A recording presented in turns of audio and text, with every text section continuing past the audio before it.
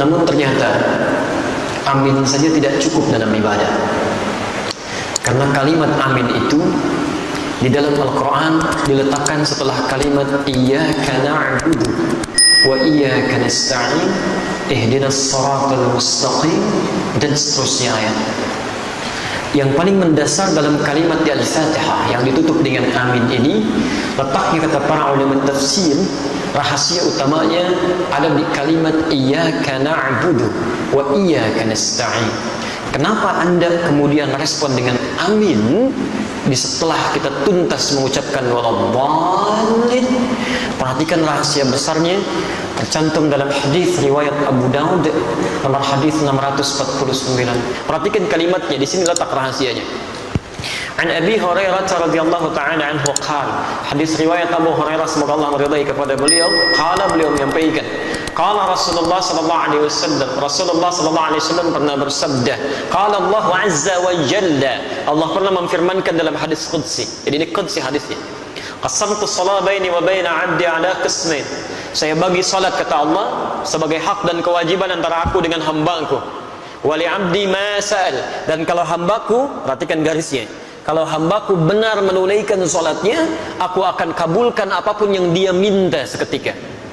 Kalau dia benar menunaikan salatnya, aku akan kabulkan apapun yang dia minta seketika. Perhatikan kalimatnya. Idza qala al-'abdu alhamdulillahi rabbil alamin. Kalau seorang hamba dalam salatnya mengucapkan alhamdulillahi rabbil alamin, qala Allah azza wa jalla, langsung Allah jawab kalimatnya, hamadani 'abdi, hambaku sedang memujiku. Wa idza qala al-'abdu ar-rahmanir rahim, kalau hambaku mengatakan ar-rahmanir rahim, qala Allah azza wa jalla athna 'alayya 'abdi, Allah menjawab hambaku sedang menyanjungku. Wa idza qala al-'abdu maliki yaumiddin, kalau hamba kemudian berkata maliki yaumiddin, qala Allah azza wa jalla, Allah menjawab majjadani 'abdi, hambaku sedang mengagungkanku. Sekarang perhatikan rahasianya. Idza qala al-'abdu, kalau seorang hamba berkata dalam salatnya, iyyaka na'budu wa iyyaka nasta'in, ya Allah, sekarang kami ibadah, salat kami jadikan hanya untukmu, dan sekarang kami punya persoalan dalam kehidupan, kami mohonkan solusinya hanya kepadamu. Qala Allah azza wa jalla, seketika Allah akan menjawab kalimatnya. Perhatikan perbedaan dengan jawaban-jawaban sebelumnya. Hadza baini wa baina 'abdi, inilah perjanjian antara aku dengan hambaku. Wali 'abdi ma sa'al, kalau sampai kalimat ini dia ucapkan benar salatnya, maka apapun yang dia minta aku akan kabulkan seketika itu. Jadi kalau Anda benar dalam berdiri ini saja, sampai di sini saja Anda benar kalimatnya, kata Allah, mau minta apa kamu? Kamu minta apapun, saya akan kabulkan. Karena itulah sejak dulu para nabi dan rasul sebelum masa Nabi Muhammad SAW, setiap kali mereka menunaikan salat itu akan selalu menyampaikan doa-doa dalam hajat kehidupannya. Sebelum kita sudah ada nabi yang salat, cuma caranya kita lebih sempurna, sampai dengan sujud dan salam. Dulu Masya Allah Nabi Zakaria salat, Quran surah ketiga Ali Imran ayat 38-39, posisi paling kanan sebelah atas. Ya, Masya Allah, Nabi Isa salat, Quran surah 19 dari ayat 31-nya, posisi paling kanan di pertengahan. Nabi Ismail bahkan, ya, kakek Nabi Muhammad SAW ke-29 salat dan memerintahkan keluarganya untuk salat, Quran surah 19 di ayat 55-nya. Semuanya salat. Nabi Musa salat, Nabi Ibrahim salat, semua salat. Jadi kalau Anda urutkan dari Nabi Muhammad SAW sampai Nabi Adam, mereka pun salat dengan cara yang berbeda dengan kita, dan kita lebih sempurna. Muhammad bin Abdullah bin Abdul Muttalib bin Hashim bin Abdul Manaf bin Qusay bin Murrah bin Kilab bin Ka'b bin Ghalib bin Fihr bin Malik bin Nadar bin Kinana bin Khuzaimah bin Mudrika bin Ilyas alaihi salam bin Nizar bin Mudar bin Ma'ad bin Adnan bin Addi bin Adri bin Muqawwam bin Nahur bin Tarih bin Ya'rub bin Yasjub bin Nabit bin Ismail alaihi salam bin Ibrahim alaihi salam bin Adhar bin Nahur bin Abir bin Kinan bin Arfakhshad bin Sam bin Nuh alaihi salam bin Mihlail bin Matushada bin Kinan bin Anwas bin Thith bin Adam alaihi salam. Nabi Muhammad sallallahu alaihi wasallam sampai ke atasnya semua salat. Perhatikan apa yang paling hebat terjadi. Pernah dulu ada dua orang menikah, setelah berumah tangga ternyata secara medis divonis tidak mungkin punya keturunan. Suaminya rambutnya sudah memutih, fisiknya sudah letih, istrinya divonis secara klinis menopause dan mandul. Secara medis mustahil. Maka apa yang terjadi? Perhatikan kaidah Qur'annya, ini manhaj untuk kita semua. Quran surah ketiga Ali Imran ayat 38, posisi paling kanan sebelah atas. Hunalika da'a Zakaria rabbah. Di mihrabnya kemudian Nabi Zakaria yang mengalami peristiwa tadi, ya, yang saya sebutkan rambut memutih, fisiknya sudah letih, dengan kondisi istrinya ada di Quran surah 19 Maryam, dari ayat keduanya sampai dengan ayat ke-10 ya, posisi paling kanan dari atas sampai bawah. Kemudian setelah semua mengatakan mustahil punya keturunan, apa yang dilakukan? Nabi Zakaria meninggalkan pendapat manusia, langsung bermohon kepada Allah yang tanpa batas. Maka masuk ke mihrab yang bermohon. Qala rabbi habli min ladunka dzurriyyatan thayyibah innaka sami'ud du'a. Ya Allah, semua mengatakan mustahil saya punya keturunan. Saya hanya bermohon sekarang hanya kepadamu ya Allah, yang tidak punya batas dalam kekuasaannya. Engkau pasti dengar doa saya. Kalau pada yang maha mendengar saja belum dikabulkan, pada siapa lagi saya mesti minta ya Allah? Ini rumus dalam Al-Quran. Kalau Anda sedang punya persoalan dalam kehidupan, jangan putus asa. Kalau semua makhluk mengatakan mustahil, mengangkat tangannya dan mereka menyerah, itu tanda pertama dari Allah supaya Anda meninggalkan pendapat makhluk, langsung memohon kepada Allah Subhanahu wa taala. Isyaratnya ditemukan di Quran karena Allah ingin memberikan langsung kepada Anda tanpa melalui perantara yang lainnya. Kalau dengan sudah diberikan seperti itu belum mampu mendekatkan Anda kepada Allah, Anda mesti diberikan seperti apa lagi? Sehat belum bisa mendekat kepada Allah. Mata bisa melihat, belum bisa menggunakan untuk melihat yang baik-baik. Diberikan sakit, belum ingat Allah juga. Anda mesti bagaimana lagi supaya ingat Allah? Ada anak orang matanya nggak bisa lihat, cuman usianya 4 tahun, ada yang 5 tahun, mata buta, masih mau menghafal Quran, sampai hafal Quran. Muaz namanya. Anda 40 tahun, 50 tahun, matanya sehat, masih bisa melihat sampai hari ini. Kalau dengan seperti itu belum mampu melihat isi Quran saja, mesti dengan cara apa lagi dimotivasi supaya mau meningkatkan ibadah? Taib, ketika bermohon itu apa yang dilakukan? Ternyata bukan bermohon biasa, ditunaikan dalam keadaan sholat, masih berdiri sholatnya. Berdiri dalam bahasa Arab disebut qaim, qaim. Sedang sholat yusalli. Perhatikan, begitu memohon kepada Allah dalam salatnya, seketika turun malaikat dan kalimatnya menggunakan fa, fanadatul malaikat. Ada yang menggunakan waw, ada yang menggunakan thumma, ada yang menggunakan fa. Itu berbeda. Saya katakan dhahaba Muhammad ila jami'il jihad wa Ali. Muhammad datang ke Masjid Al-Jihad dan Ali. Kalau menggunakan waw itu Muhammad datang, Ali nyusul.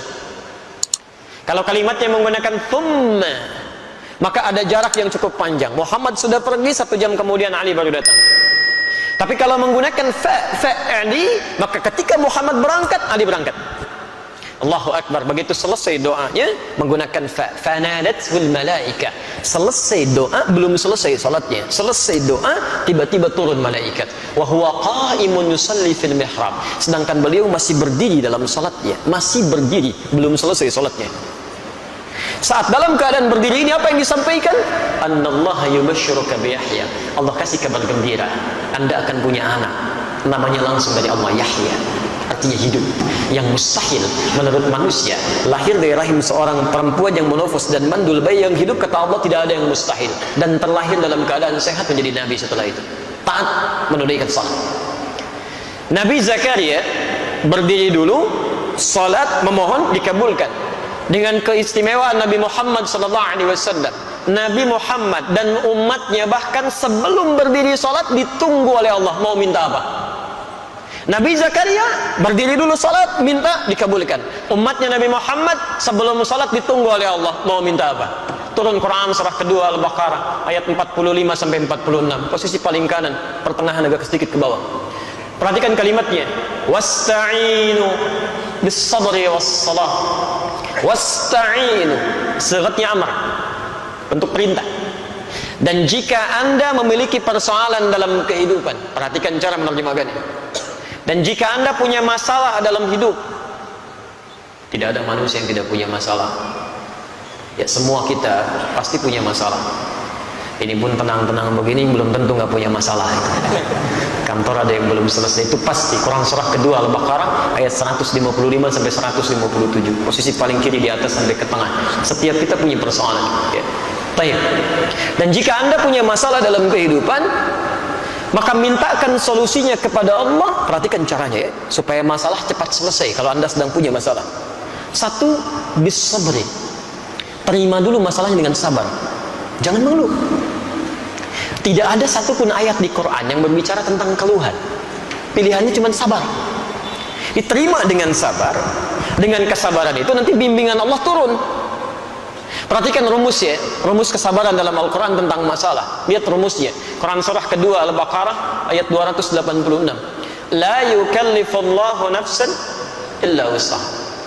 Allah sampaikan, tidak mungkin Allah menguji, menitipkan masalah pada seseorang kecuali dia sanggup mengatasinya.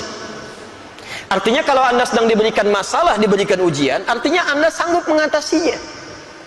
Jadi sekarang kalau Anda sedang punya masalah berat luar biasa, itu artinya cuma Anda yang sanggup, yang lain belum tentu bisa. Karena itu dititipkan kepada Anda, bukan pada yang lain. Jelas ya? Karena cuma Anda yang bisa mengatasi. Sifat Allah itu punya keadilan, tidak mungkin menitipkan masalah pada orang tidak sanggup. Kalau Anda sedang punya masalah luar biasa, artinya hanya Anda yang sanggup mengatasinya, yang lain tidak. Dan tidak usah pasang status, memang hanya saya yang bisa mengatasinya. La yukallifullahu nafsan illa wus'aha. Diterima dengan sabar. Sifat adil Allah ini, Masya Allah, bukan hanya melekat pada manusia, binatang pun mendapatkannya, tumbuhan pun meraihnya. Tahu cicak bagaimana beraktivitasnya? Merayap. Di mana? Di dinding. Apa makanannya? Nyamuk. Nyamuk bagaimana aktivitasnya? Terbang. Di mana sifat keadilan Allah? Makanannya bisa terbang, cicaknya nggak bisa terbang. Kalau nyamuknya jenius, itu jadi permainan cicak, gitu ya. Tapi perhatikan, turun kemudian keadilan Allah di sini, dan disinilah kemudian hikmah besar kita dapatkan. Orang tua kita hanya mengajarkan sedikit lirik untuk memahamkan itu. Cicak-cicak di dinding. Diam-diam, Allahu Akbar. Cuman diam-diam merayap. Keadilan Allah hanya memerintahkan kamu merayap ya. Dia merayap walaupun cuma diam-diam. Perhatikan, ketika cicaknya mengikuti ikhtiar yang ditetapkan Allah, merayap dia sekalipun diam-diam, yang terjadi setelahnya apa? Datang seekor, Allahu Akbar. Nyamuknya yang datang, bukan cicak yang mendatangi nyamuk. Dia cuma dituntut merayap walaupun diam-diam. Rizkinya datang, bukan cicak yang mendatangi nyamuk. Nyamuknya yang datang. Siapa yang mendatangkan nyamuk pada cicak? Kalau dia tidak merayap, gak akan datang, Pak. Cicak saja yang tidak dihisab, rizkinya ada, apalagi antum yang dihisab. Datang seekor nyamuk, setelah itu silahkan ya. Jadi selalu gitu kan, ada kebaikan yang bisa kita dapatkan. Jadi rumus dalam kehidupan, ketika Anda mendapatkan masalah, terima dengan sabar. Tapi tidak cukup sampai situ. Wassalah. Dan saat sholat, mintakan solusinya, minta kepada Allah ya. Makanya kalimatnya ketika wasta'inu itu kata perintah. Lihat, wasta'inu itu bentuk perintah. Kalau ingin dirubah jadi bentuk permintaan, maka dirubah kalimatnya dari wasta'inu menjadi nasta'in. Itu bentuk permintaan. Wasta'inu dirubah jadi bentuk nasta'in. Ya Allah, Engkau perintahkan kami minta, sekarang kami memohon solusinya. Nasta'in kepada siapa? Kepadamu ya Allah. Iyyaka nasta'in. Saya mau tanya, apakah dalam salat kita mengucapkan kalimat iyyaka nasta'in? Saat sujud atau saat rukuk? Berdiri. Bukan sujud, bukan rukuk, berdiri. Iyyaka na'budu wa iyyaka nasta'in. Bukankah Nabi Zakaria bermohon saat berdiri? Beliau minta dikabulkan. Kita belum minta, sudah ditunggu oleh Allah. Tunaikan salat, lakukan. Saya tunggu. Kamu minta wa iyyaka nasta'in, dijawab di hadis qudsi. Hadza baini wa baina 'abdi wa li 'abdi ma sa'ad. Ini perjanjian antara aku dengan hambaku. Kalau hambaku benar salatnya, maka akan kabulkan apapun yang dia minta. Allahu Akbar. Nah, karena itulah Bapak dan Ibu sekalian, dalam masalah salat ini Nabi tegas sekali. Dan tidak ada toleransi-toleransi yang sangat tinggi di sini. Semua diberikan ketentuan yang jelas, dalil yang benar, sehingga ketika diikuti semua itu diharapkan semua orang salat mendapatkan keutamaan yang dimaksudkan. Itu baru satu. Antum hati-hati ya di sini ya. Pernah dulu di zaman Nabi, ada orang masuk ke masjid Nabi, namanya Khalad Az-Zurairi. Sholat di samping Nabi, tapi jadi bermasalah. Itu ada di Al-Bukhari, nomor hadis 751, 757, di hadis Muslim nomor hadis 397. Babnya babul musifis salat, bab tentang orang yang salatnya bermasalah. Qila bima ma'na, dikatakan ja'a rajulun ila Nabi sallallahu alaihi wasallam. Datang seorang lelaki kepada Nabi sallallahu alaihi wasallam. Fadakhala ila al-Masjid an-Nabawi, maka masuk ke Masjid Nabi. Fa shalla bi janbin Nabi sallallahu alaihi wasallam. Maka salat di samping Nabi sallallahu alaihi wasallam. Dari mulai takbir sampai dengan salam. Falamma sallama yaminan wa shimala, tatkala salam ke kanan dan ke kiri, tiba-tiba faqala lahu an-nabiy sallallahu alaihi wasallam. Nabi sallallahu alaihi wasallam langsung berkata pada orang itu, "Shalli fa innaka lam tusalli." Anda salat lagi karena Anda belum salat. Padahal sudah salat. Fa'ada salatahu 3 marat. Kemudian ia mengulangi salatnya sampai dengan 3 kali. Faqala lahu an-nabiy sallallahu alaihi wasallam mithla ma kana. Setiap kali dia salam, Nabi tetap mengulangi kalimat yang sama. Ulangi salatnya, kamu belum salat. Faqala ya Rasulullah ma ahsinu ghairah. Maka dia berkata, ya Rasulullah, saya tidak bisa lebih baik lagi daripada ini. Faqala lahu an-nabiy sallallahu alaihi wasallam. Maka Nabi berkata kepada orang ini setelah dia mengatakan, "Alimni, tolong ajarkan saya." Kata Nabi, "Idza qumta ila shalah fa asbighul wudu."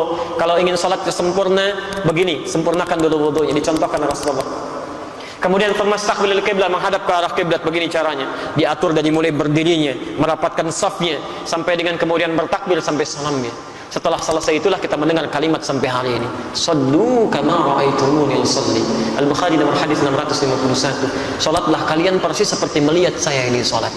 Nah, ternyata praktek Nabi ini meminta kita salat seperti pernah melihat Nabi salat. Dulu sahabat melihat dan mengajarkan pada generasi setelahnya, bukan ingin membebani kita salat, tapi supaya salat kita benar. Dengan benarnya salat itu, manfaat salat bisa kita dapatkan dalam kehidupan. Minimal doa kita bisa dijawab oleh Allah. Bukankah dalam semua gerakan salat ada doanya? Ruku ada doanya, sujud ada doanya, duduk di antara 2 sujud 7 permintaan, ada yang minta rezeki, ada yang minta rahmat, ada yang minta ampunan, ada yang minta perlindungan, Rabbighfirli warhamni wajburni warfa'ni, dan seterusnya. Subhanallah. Jadi ada kebaikan di situ. Itu baru 1, belum 4 yang lainnya. Karena Allah menjamin ada 5 kebaikan yang diberikan pada orang yang salatnya benar, yang tidak akan pernah diberikan pada yang tidak salat, atau bahkan orang salat tapi salatnya tidak seperti yang diinginkan oleh Al-Quran dan dituntun oleh Rasulullah sallallahu alaihi wasallam. Baik.